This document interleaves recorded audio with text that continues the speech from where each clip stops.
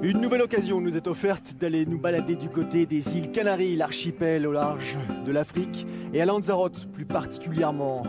Une nouvelle course, l'Half Ironman de Lanzarote. Après l'Ironman, le longue distance, le full distance disputé au mois de mai, Laurent, cette fois-ci une nouvelle épreuve pour ceux qui ont l'habitude de venir ici sur l'île et puis pour ceux qui veulent ou qui voudraient la découvrir. Lanzarote, grande terre de triathlon, de par les organisations bien évidemment, mais aussi de par la présence du club La Santa qui est fréquenté par tous les triathlètes européens et mondiaux pour venir s'entraîner. Et on a vu quelques travaux derrière, là, le club La Santa qui est actuellement en travaux et qui est aussi l'organisateur de ces deux courses.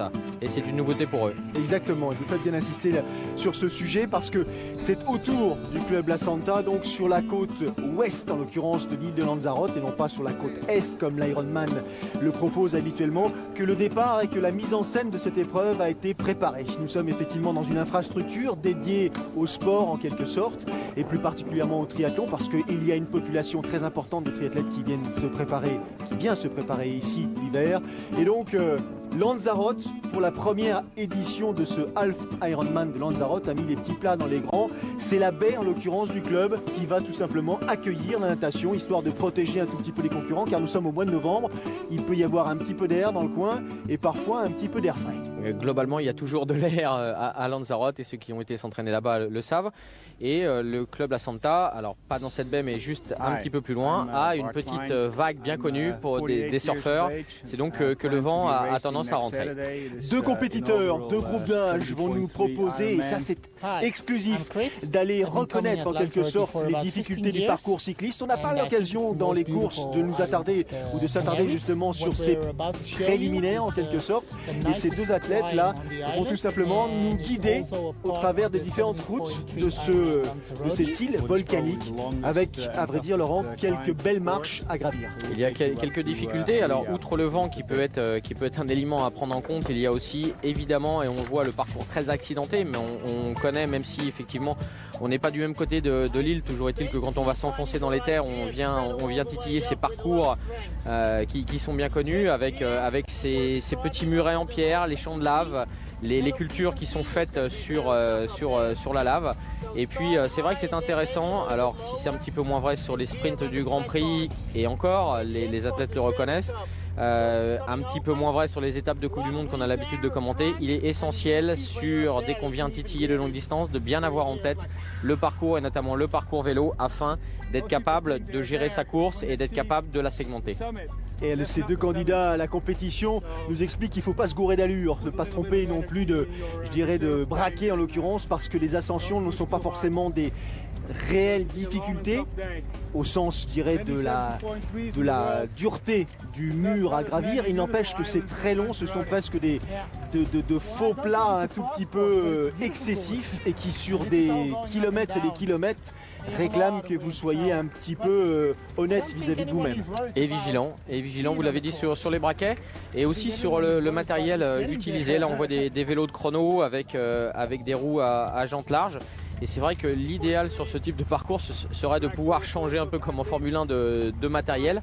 Maintenant la plupart des athlètes sur ce type de distance utilisent des vélos de chrono. Maintenant il faut être capable de les emmener. Alors autant c'est un avantage sur les faux plats descendants, sur le plat, autant en bosse ça peut être un léger désavantage. Et puis quand on reconnaît le parcours, surtout ne pas se tromper de braquet, ne pas faire la course avant la course.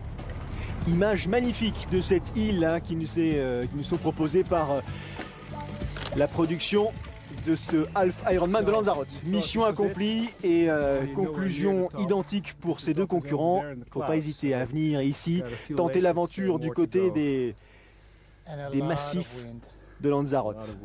A lot of wind. Ça aussi c'est une constante et ils auront le droit d'y goûter justement à ce fameux vent à l'occasion de cette première édition du Half Ironman de Lanzarote, car c'est cette épreuve qui nous intéresse.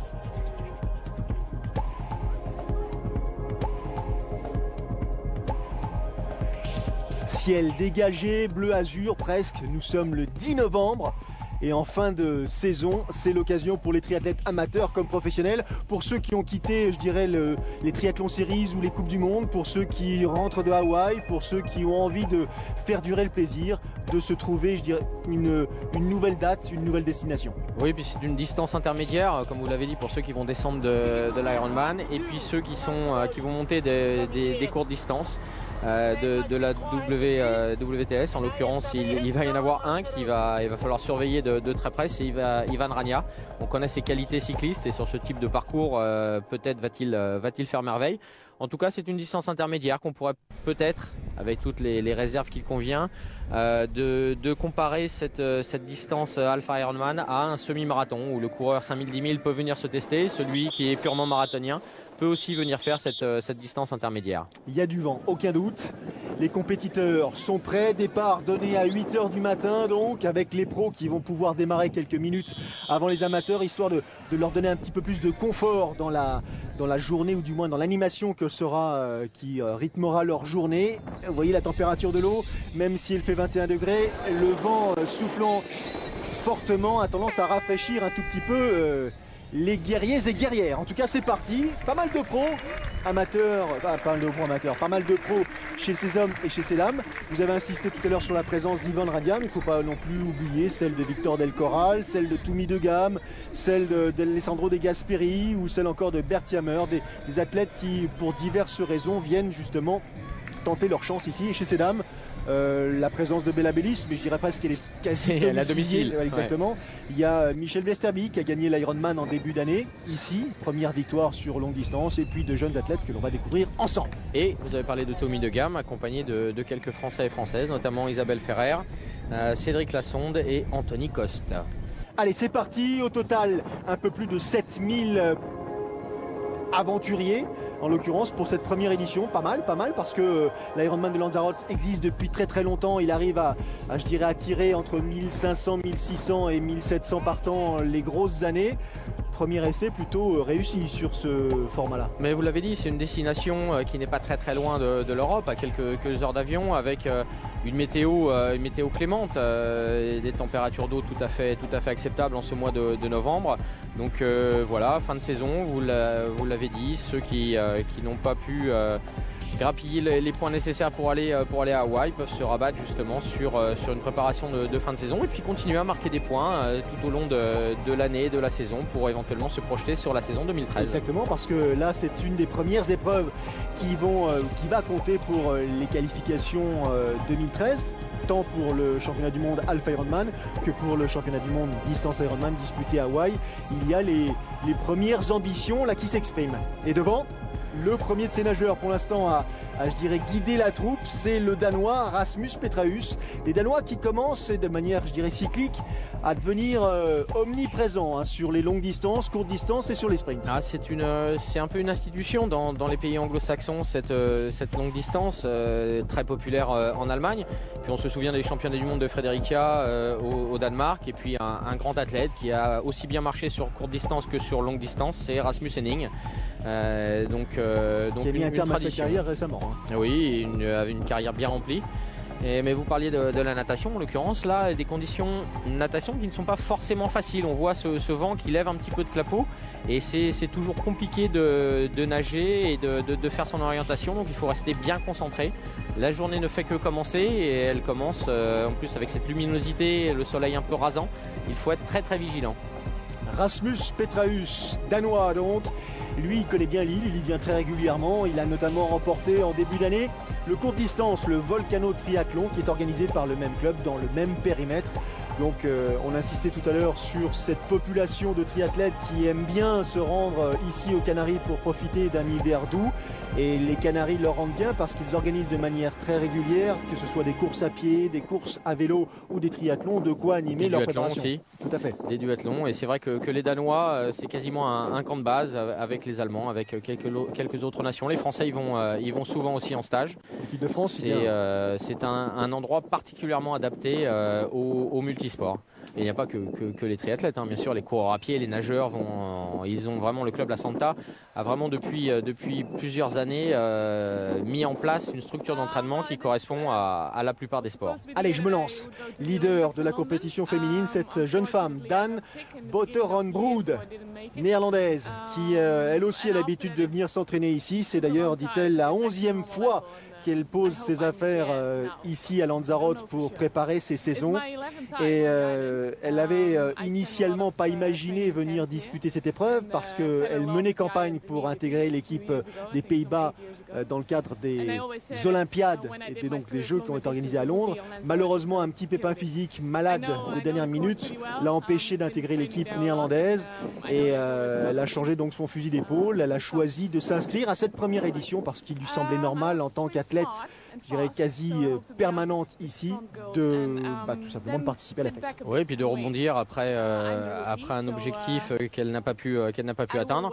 Et la préparation est un tout petit peu différente, mais pas si éloignée que ça, qui lui permettent justement d'avoir septembre, octobre et début novembre pour se préparer, ce qui est amplement suffisant quand on a déjà fait une saison 2012 bien remplie. Première expérience sur longue distance, mais elle connaît bien le parcours, elle sait qu'il y aura beaucoup de vent, que la natation est un de ses points forts, et donc après elle verra pendant le parcours cycliste long de 90 km, car il s'agit d'un Alpha Ironman bien sûr, ce qui se passera d'un point de vue de la concurrence. Sophie De Groot, autre animatrice de cette épreuve ici,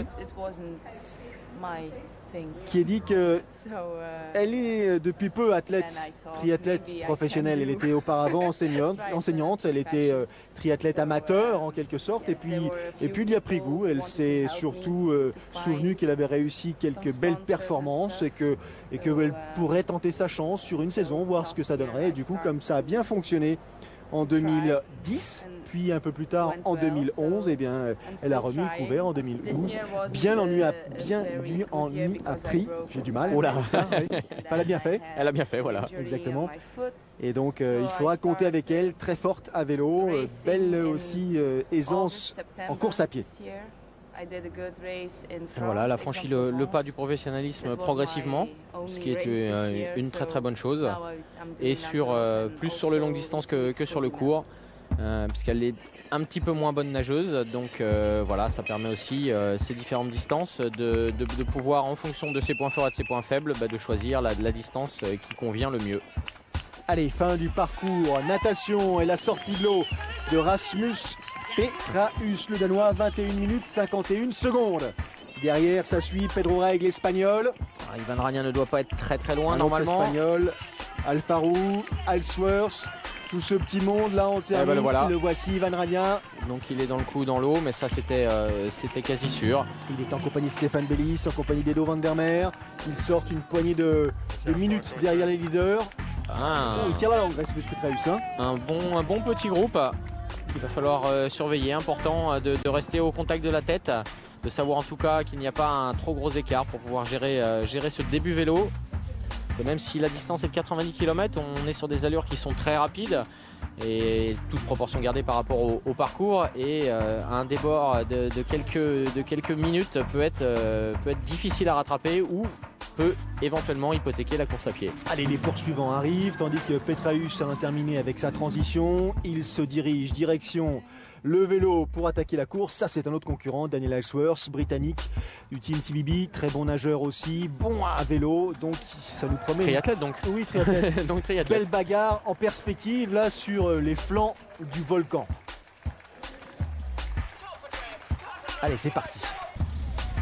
Vous allez reconnaître pour la plupart d'entre vous les différents points de passage de ce parcours cycliste. Bien sûr, ce sont ceux que les candidats à l'Ironman un peu plus tôt dans la saison empruntent. Alsworth à son tour. On a vu passer Stéphane Bellis. Il est là aussi. Bella Bellis, Stéphane Bellis, c'est leur résidence secondaire. Les habitués, évidemment, non seulement du site, mais de ce type de distance. On a vu passer René Schilnecht. La voici, voilà. Dossard 48. Daan Botteronbrood. Et derrière en deuxième position, c'est Michelle Vesterby, une autre danoise qui avait remporté l'Ironman cette année ici même. Et Kati Konchak qui est sortie en troisième position, 5 secondes derrière Vesterby.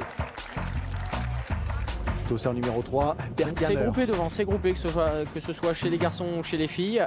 Donc une belle partie de manivelle en perspective. Voilà le Dossard 34, c'est votre amie danoise. Vesterby, la jeune athlète danoise qui, comme Camilla Pedersen, commence à animer le longue distance. Pedersen qui a remporté le challenge de Copenhague cette année, qui a fait deuxième lors des championnats du monde longue distance en Espagne. La voici d'ailleurs, Michel Vesterby, Dossard 48. Et derrière ça enchaîne. Coupe de cheveux sympathique, les locks.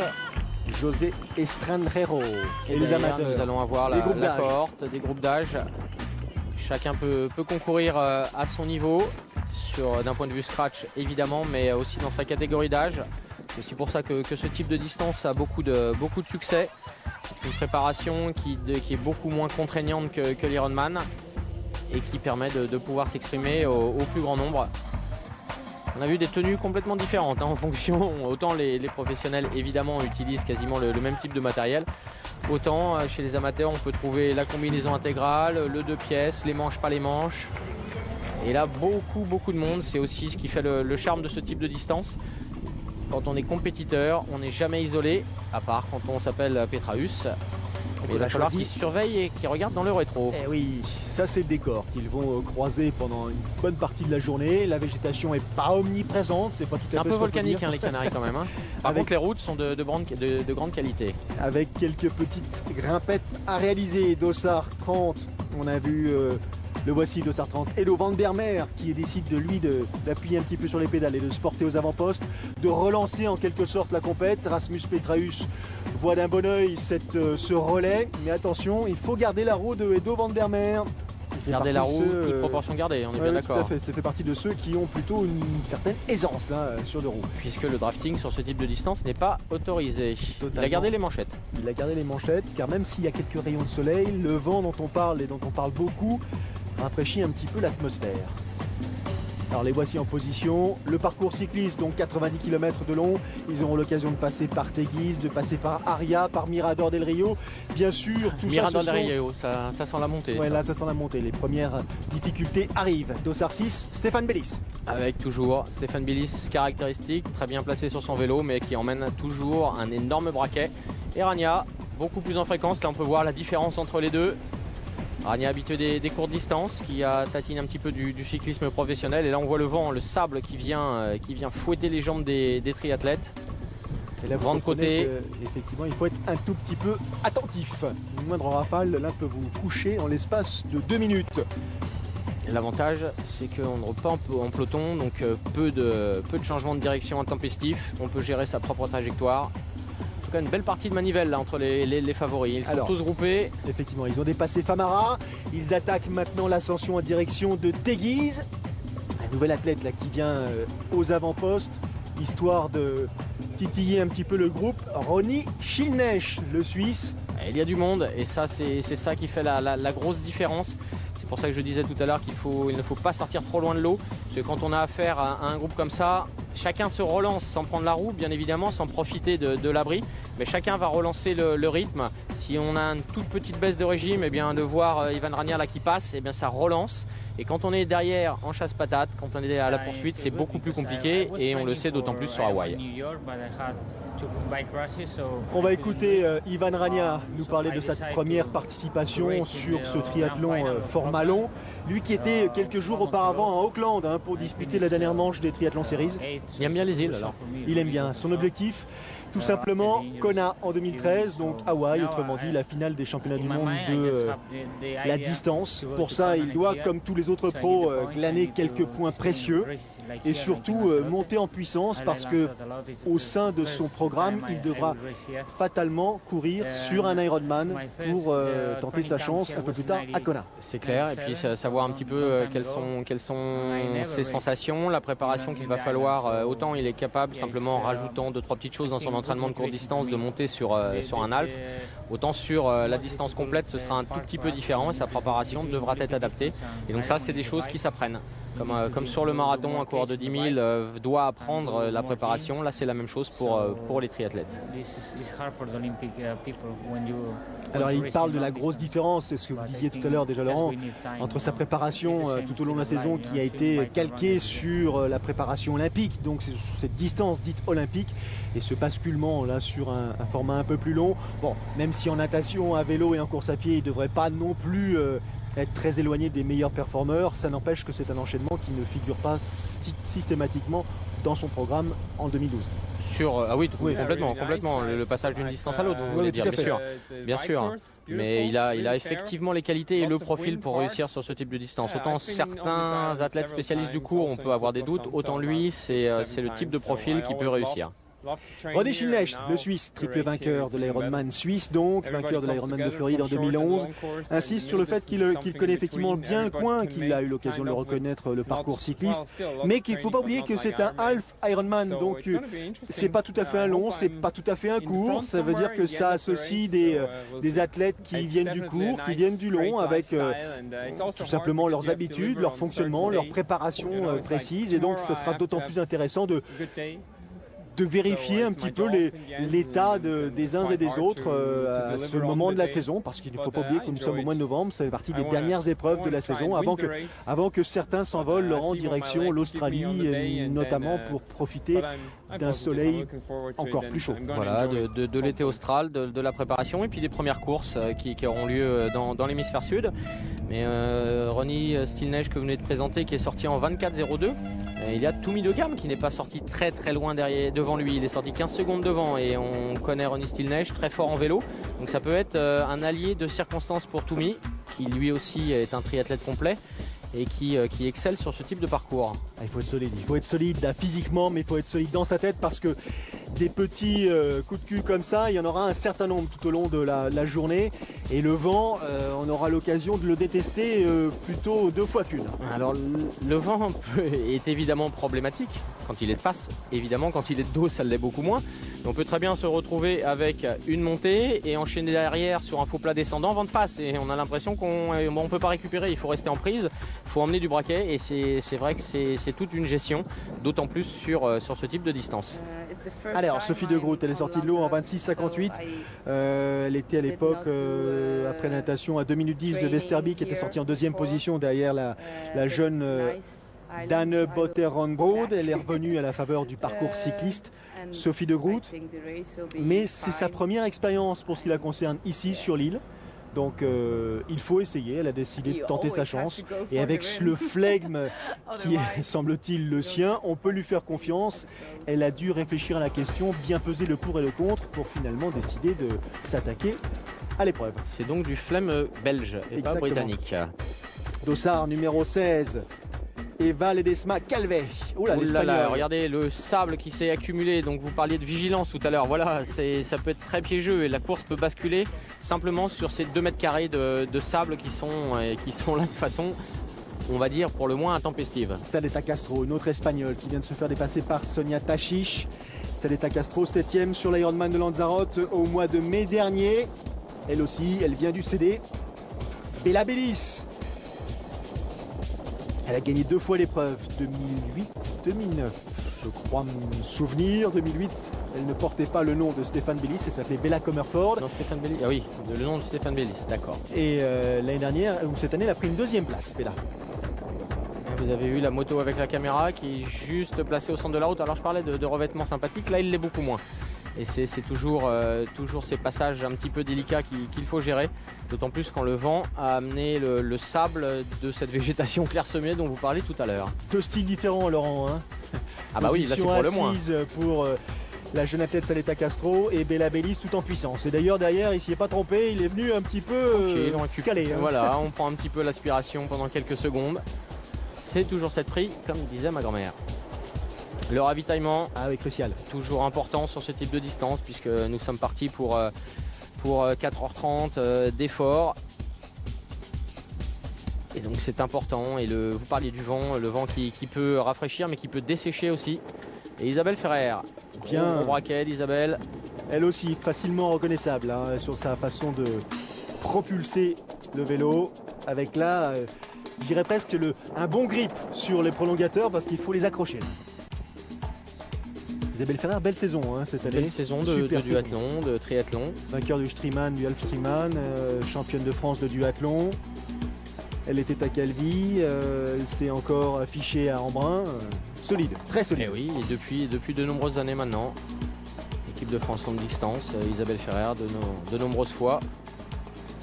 Gros enchaînement vélo course à pied. Là vous avez deux athlètes qui à vélo sont plutôt connus pour emmener la route avec elle.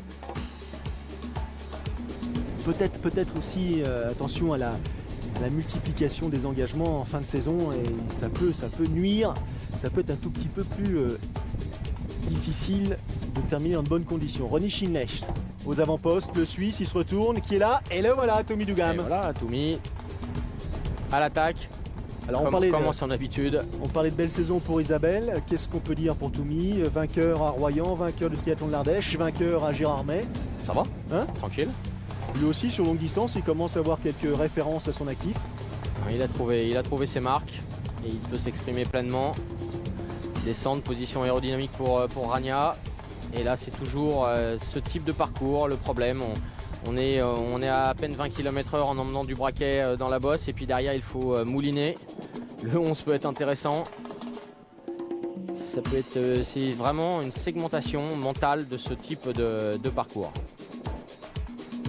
Joli vélo. N'est-ce pas? Sympa le noir. Mais toujours dans le micro de la caméra, le vent présent, inlassablement, mais qui lui peut lasser. Il y a des régions du monde où le vent en fout, notamment dans le sud de l'Argentine, là-bas. 700 compétiteurs de sa 48, Michèle Vesterbeek, qui a un tout petit peu de difficulté. Là, elle est en train d'essayer de lutter pour conserver sa place. Elle est désormais en 4e position puisque devant donc c'est Botter Ungroth, derrière Sophie De Groot et puis Sonia Tachiche est passée en 3e place, la voici. Sonia Tachiche, 4e à Hawaï. Et là c'est sur ce type de portion que tout l'effet aérodynamique prend son importance. Vélo de chrono, casque, pas perdre de temps sur le ravito en allant chercher le bidon. Et Sonia Tachiche qui nous dit que ces épreuves-là sont très très importantes pour justement préparer sa saison, alors qu'elle se situe au début ou en fin d'année, parce que ces athlètes qui ont, je dirais, pour objectif commun de tenter leur chance à Hawaï sur la distance Rennes ne peuvent pas enchaîner les inscriptions sur cette même distance tout au long de la saison. Il leur en faut en faire au minimum un en plus d'Hawaï si jamais ils y viennent.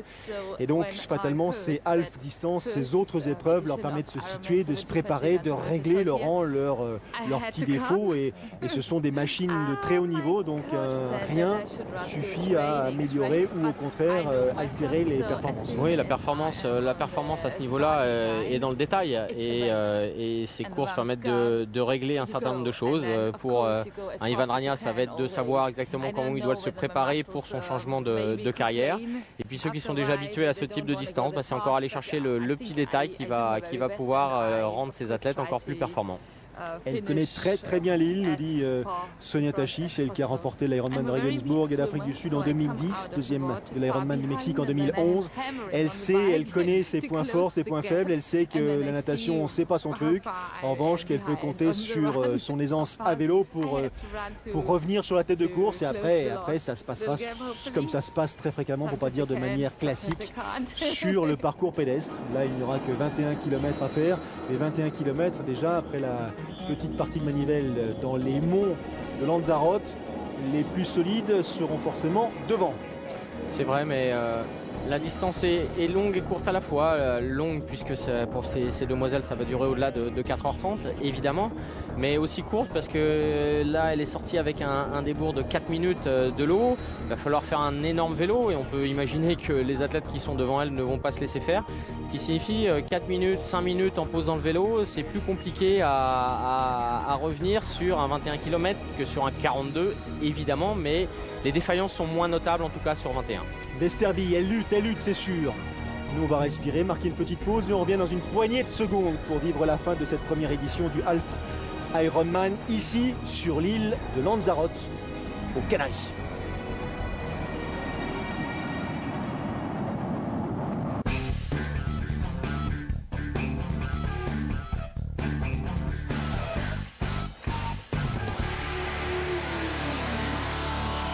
De retour à Lanzarote, l'une des 7 îles qui composent l'archipel des Canaries, donc au large du Maroc, à l'occasion de la première édition du Half Ironman du même nom. 700 compétiteurs, Laurent, venus justement inaugurer cette nouvelle aventure, une nouvelle aventure qui succède ou qui s'associe à l'Ironman organisé au mois de mai, donc un peu plus tôt dans la saison, au volcano triathlon et aux autres épreuves dont on parlait, course à pied, duathlon et autres épreuves cyclistes. Petit résumé pour ce qui concerne la course de ces messieurs, 2 hommes en tête, le Suisse Ronnie Schilnech et le Français Toumi Dugam. Et en tête de la course féminine, une jeune athlète des Pays-Bas, Dan Botterenbrood, qui vient du court distance comme un certain nombre de compétiteurs ici présents. Et oui, dont Ivan Rania, Toumi Dugam qui est aussi un habitué du court distance. Et la réflexion que je me faisais, c'est vrai que vous parlez de cette nature là, de cet environnement. On pourrait presque croire que nous sommes à Hawaï, donc les correspondances sont intéressantes et ça permet justement, on parlait de réglage de détails tout à l'heure, ces athlètes de pouvoir avoir un petit aperçu de ce qu'ils auront s'ils ont le bonheur de se qualifier sur l'Ironman mythique et légendaire. Et je rebondis sur vos propos parce que Natasha Badman, la grande championne Natasha Badman, elle a tout simplement qualifié l'Ironman de Lanzarote comme étant l'Ironman le plus difficile au monde. Donc elle qui connaît un peu la chanson, elle est effectivement de 3 éléments pour pouvoir juger. Allez, ça c'est l'ascension. En français, Vincent, on peut peut-être dire en brun, non? Oui, c'est vrai. Parce qu'en brun, elle parlait d'Ironman, en parcours, l'occurrence de marque. D'accord, du produit, je pense que c'est le produit. D'accord. Alors l'ascension, là, après Mirador del Rio, on monte direction Tabayesco, Toumi Dugam, Ronnie Schilnech. Toumi qui dégage une belle impression de puissance. Il est sur la tête de course, 2 styles différents, on parlait des styles tout à l'heure. Relance en danseuse, on en profite pour se ravitailler. Ils sont pas très loin derrière. Pour l'instant, les 2 hommes effectivement ouvrent la route, mais d'autres lascars comme Bert Yammer, comme Ivan Rania, comme Anthony Coste, un autre Français, dont on va justement là suivre la progression. Les voici, les concurrents ne sont qu'à aller quelques lacets, on va dire 1 minute 30. Et c'est vrai qu'on a vu Schilnech regarder sur le côté, quelques lacets plus bas pour jauger et juger de l'écart. Et regardez la différence. Petit braquet pour Rania qui monte beaucoup plus en fréquence. Petite accélération là de la part de l'Espagnol, dont c'est encore une fois la première participation sur l'épreuve de longue distance. Écoutez le vent, ça ne va pas en s'arrangeant et derrière on a du mal à... d'abord on s'est demandé s'il fallait contrer ou pas et est-ce qu'on a la possibilité surtout de suivre le rythme imposé par l'Espagnol. En tout cas un superbe style pour Rania, très bien placé, très bien positionné sur le vélo et puis une fréquence intéressante. Alors c'est toujours le grand dilemme, est-ce qu'on doit emmener du braquet mouliné pour être frais à pied derrière? Chacun, ces athlètes qui ont une grande expérience savent ce qu'ils doivent faire par rapport à leurs caractéristiques, par rapport à leur morphologie et leur spécificité. En tout cas, Rania nous fait une très belle impression pour cette première approche. Rania 3e, Coste 4e, 5e avec le dossard numéro 3 Bert Yammer, 6e on avait avec le dossard numéro 8 c'est Constantin Bachor. Par contre... les dossards, pour les professionnels, ce serait peut-être pas mal de mettre les tatous comme sur les Coupes du Monde. Mais c'est vrai, c'est non seulement ça, et puis pour l'esthétique, il y a un dossard en course à pied, on a l'habitude sur le vélo, c'est un petit peu différent. Alors sur le Tour de France, ils ont des dossards, mais qui sont épinglés sur les maillots directement. Là, on utilise le même dossard pour le vélo et la course à pied, avec cette fameuse ceinture. C'est vrai que, ça me gêne un tout petit peu, mais c'est vrai que j'ai tellement l'habitude des Grands Prix et de la Coupe du Monde. Allez, Bert Yammer en vert, là, habillé tout de vert, vainqueur ici à Lanzarote, mais de la distance Ironman en 2008 et 2009, 2e en 2010. Lui aussi connaît parfaitement bien la chanson. Ça a l'air de fonctionner pour ce qui concerne Ivan Rania. Après son effort là, il continue à tenter sa chance et à tenter surtout de combler l'écart qui le sépare des 2 premiers en tête, Schilnech et Dugam. En tout cas, il nous fait une belle impression. Il a bien géré, assez prudent au départ. Il est sorti en 6 ou 7e position, assez prudent. Et puis là, il a senti qu'il avait les jambes sur la fin de ce parcours dans cette bosse. Et il a mis un petit peu les watts et on va voir ce qu'il va être capable de faire derrière. Il a une réserve de course à pied. On connaît sa vélocité sur 10 km. Comment va-t-il réagir après ce parcours vélo? Mais on sait qu'en vitesse de base, il est probablement le plus rapide de tous ses concurrents. Il accélère. Il semble vouloir asphyxier son adversaire principal, ou du moins son adversaire du moment. Le Suisse Ronnie Schilnech tente tout simplement de se défaire de la présence de Toumi Dugam. Ivan Rania, l'Espagnol, en 3e position désormais. Rania juste en 2-3 mots, un 5e des Jeux Olympiques en 2000, 23e en 2004, 5e en 2008. Il n'a pas participé aux Jeux Olympiques en 2012. Et il a été champion du monde en 2002, champion du monde, champion d'Europe et champion d'Espagne la même année. Pas mal. Oui, vice-champion du monde en 2004. Sprint à Madère. Eh oui, Ivan. Il a même consacré une année de sa jeune carrière à la course cycliste. Oui, complètement. Enfin, de sa jeune carrière. De sa carrière, en l'occurrence, il y a quelques années. De sa plus récente parce qu'il est sur... Il n'est plus tout à fait très jeune. Non, mais expérimenté, on va dire. Voilà, Bert Yammer, lui aussi expérimenté. Il a retrouvé quelques couleurs, en plus du vert qu'il porte bien. Derrière, le dossard numéro 20, c'est Alfaro Pérou, exactement. Dossard 43, c'est notre représentant. Français. Anthony Coste. Dossard 40, Boris Stein, surveillé aussi. Et Dossard 8, 6e à Roth. Je crois que c'était 6e, oui, cette année, Constantin Bachor. 34. Et votre camarade néerlandaise. La voici. Toujours devant. 1m83. Ah, quand même. Ah oui. 1m83. Alors, son palmarès, vainqueur d'une Pan-Am Cup en 2011. Elle a appartenu, ou du moins elle a couru pour les couleurs de Charleville en 2009 sur le Grand Prix en France. Elle avait quelques jours auparavant pris une 27e place à Auckland lors de la dernière étape des Triathlon Series. Et elle a vu poindre dans l'équipe néerlandaise une nouvelle venue, Meike Kellers, qui a terminé la saison en boulet de canon par 2 podiums. Et voilà, donc peut-être s'est-elle dit avec l'espoir déçu d'aller à Londres, mais pas pour des causes sportives, mais plus de santé, mais qu'avec l'émergence de cette nouvelle génération, pourquoi pas tranquillement réorienter sa carrière vers le longue distance. Dossard 442, un amateur, un photographe professionnel, amateur de triathlon, résident sur l'île de Lanzarote, anglais, et qui a mêlé ses passions justement en disant qu'ici tout était réuni pour favoriser la beauté des paysages, et l'œil était à chaque fois attiré par de multiples sites, de multiples exemples, et que lui, en tant que triathlète, il avait en plus de son métier de photographe l'occasion de prolonger le plaisir en entrant dans ces décors naturels absolument magiques. C'est aussi ce qui lui a donné le goût de ce sport, de cette discipline, pour cette discipline. Et James nous dit maintenant, c'est bien d'avoir envie, c'est bien effectivement de trouver ça joli, mais il faut se préparer un petit peu, parce que ici, quand on commence à s'engager, il faut s'engager en connaissance de cause. Et c'est vrai que ces îles, en tout cas ces latitudes, proposent pour les photographes toujours une très très belle lumière, et on a vu le décorum derrière notre ami, qui font toujours des belles images, et qui participent justement à cet engouement pour le triathlon, et qui permettent de pouvoir s'exprimer dans une nature telle qu'on l'a sous les yeux. Alors autant sur les WTS, sur les Grands Prix, nous sommes plus sur des sites urbains, mais c'est pour amener le triathlon vers le public. On est sur presque du sport spectacle. Là, on est sur l'essence même du triathlon, ce qui a été sa base au début des années 80, et qui lui a permis d'avoir cet essor sur ces 25 dernières années. J'en deviendra presque poétique, Vincent, dites donc.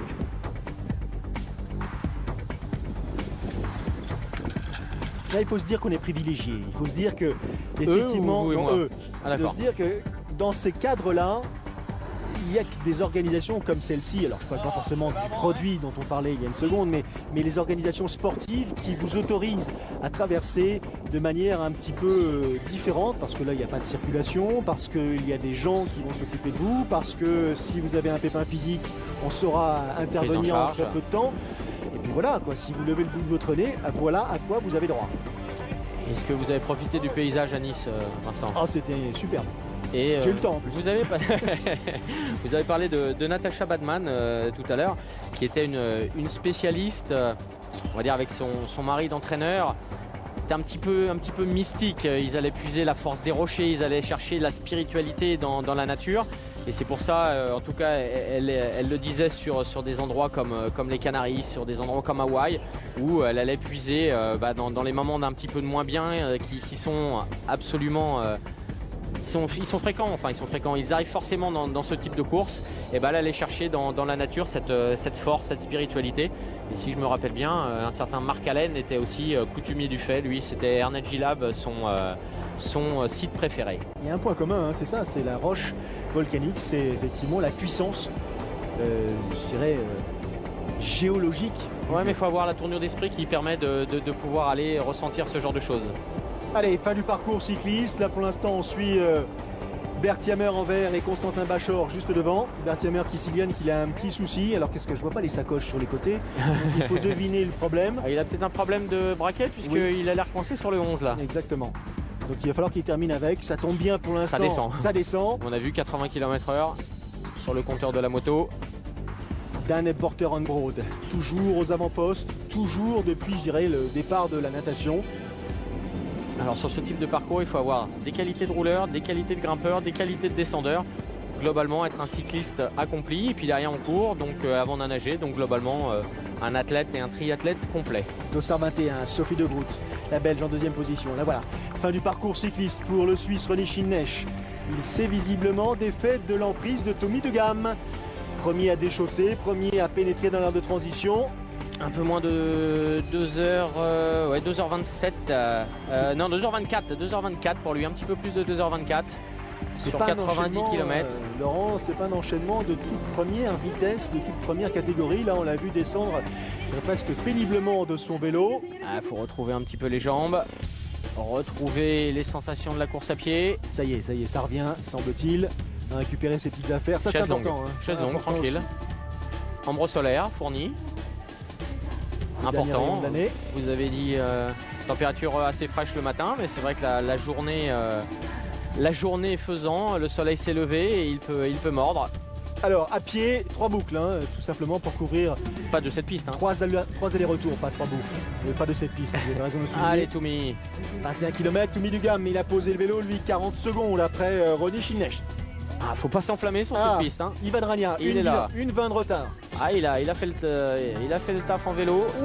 Oh, belle foulée. Attention Ivan, c'est pas 10 km, c'est 21. Et le photographe, il a failli le prendre. Mais on sait qu'il a des grosses qualités à pied. Stein, 4e position. Sur les résultats Bachor, dont vous parliez tout à l'heure sur courte distance pour Ivan Rania il y a une petite dizaine d'années. Eh bien c'est en course à pied notamment qu'il était capable de faire la différence. Et hop, sa puce n'avait pas fonctionné. Alejandro Santamaria, il a eu l'avantage de passer 2 fois ici sur le marquage électronique. Elle arrive à son tour, Dan Borter-on-Broad. Pour une spécialiste du cours, c'est pas mal pour l'instant. Elle se débrouille plutôt bien effectivement. 2h45. Non, 2 minutes 45. 2h45. 2h. Je crois que c'était 2 minutes 45 d'avance qu'elle avait là. Non, elle a un petit peu moins d'avance. Elle a 1h30 d'avance sur. Et 2h45 par contre sur le parcours vélo. Exact. 1 minute 30 de retard donc Sophie de Groot. 21 km. Ça peut se faire, ça peut se faire.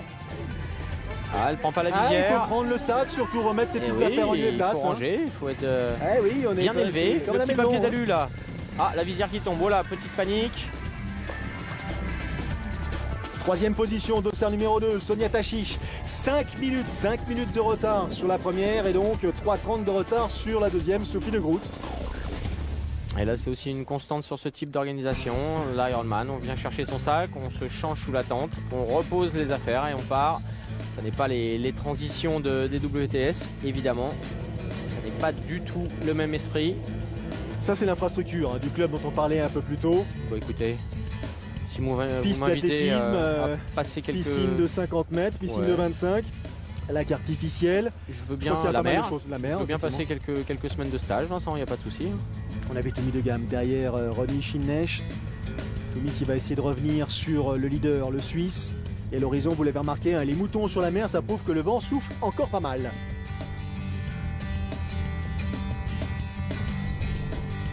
Il court très en puissance, les bras écartés. Alors il y a un athlète dont on n'a pas parlé pour l'instant qui fait acte de présence et c'est à souligner parce qu'il était quelques semaines auparavant à Hawaï. Il a remporté l'Ironman ici à Lanzarote en début d'année. C'est Victor Del Corral qui a posé le vélo en 10e position et qui là, comme à son habitude, est en train tout doucement de revenir sur la tête de course. Donc non seulement Ivan Rania a l'air de... Belle allure. Oui, a l'air d'être plutôt en bonne santé, mais Victor Del Corral, 2 Espagnols derrière un Suisse qui a intérêt à serrer un tout petit peu, non pas, mais sa course. Et oui, tout à fait. Et Schindnech, si je ne m'abuse, était aussi à Hawaï. Il est un petit peu passé à la trappe à côté de sa course. Et il vient se rattraper, en tout cas profiter de sa préparation. Et on voit deux styles différents. Là, on a vraiment, outre la vitesse, on sent, pour un œil averti en tout cas, le spécialiste de courte distance et le spécialiste de longue distance. Les styles sont un tout petit peu différents, les gabarits aussi. Et Ivan Rania qui nous fait une belle impression. Et oui, Rania qui a pris la tête de la course là dans le deuxième tour. Dans le même temps, Toumi de Gamme, lui, il a été contraint à l'abandon. Il a mis le clignotant, contraint à l'abandon. Problème gastrique semble-t-il. Je pense qu'il avait aussi une saison assez chargée, donc. Ça fait partie aussi on parlait des ravitaillements tout à l'heure, bien sûr, on ne saurait que trop conseiller aux athlètes qui veulent se lancer sur ce type de distance de tester les ravitaillements à l'entraînement. Premier homme à gauche, première femme à droite, il y a un petit tour d'écart, bien sûr. Et le voici, Victor Del Corral dont je vous parlais tout à l'heure. Ouais, très belle allure aussi. Il a été prudent sur le parcours vélo. Est-ce que ce sera suffisant pour venir inquiéter la tête de tout est relatif, hein. Il a roulé à peine 30 secondes moins vite que notre ami Rania. Borestein, allemand. Il avait 4 minutes à la sortie de l'eau sur Rania, donc ceci expliquant cela. Et oui, Borestein allemand, la troisième position, pas de réelle grosse perf face en actif, mais une forme de régularité. Allez, Del Corral à hauteur de De Gasperi, deux athlètes qu'on a l'habitude de croiser sur les cimes françaises, que ce soit à l'Alpe ou à Embrun.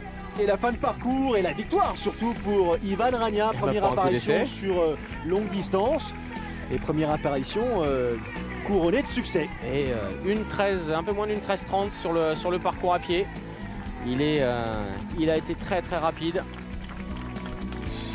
Ivan Rania à surveiller. On connaît son professionnalisme. S'il a décidé de passer sur le longue distance, ça peut être un sérieux client. Et comme on lit dans l'avenir, on sait que quelques semaines après, Ivan Rania s'était engagé sur l'Ironman de Cozumel au Mexique et qu'il s'est imposé aussi. Et bien voilà, il justifie son changement de distance et il valide sa préparation. Deuxième place pour Ronny Schindler, troisième place pour Borestein qui est revenu. Très très beau retour. Ça se bagarre derrière, De Gasperi, Victor Del Corral. Obligé de sprinter. Ah là, il y a de la tox là. Victor Del Corral qui accélère, De Gasperi qui contre et qui va finalement terminer devant l'Espagnol. Quatrième place pour Alessandro De Gasperi, l'Italien. Cinquième place pour Victor Del Corral, lui aussi. Belle saison couronnée de nombreuses performances. Et Rania qui gagne avec 4 minutes. C'est significatif. Michel Vesterby, sourit aux lèvres. Ah, vous l'aviez en anglais, nous l'avons en espagnol.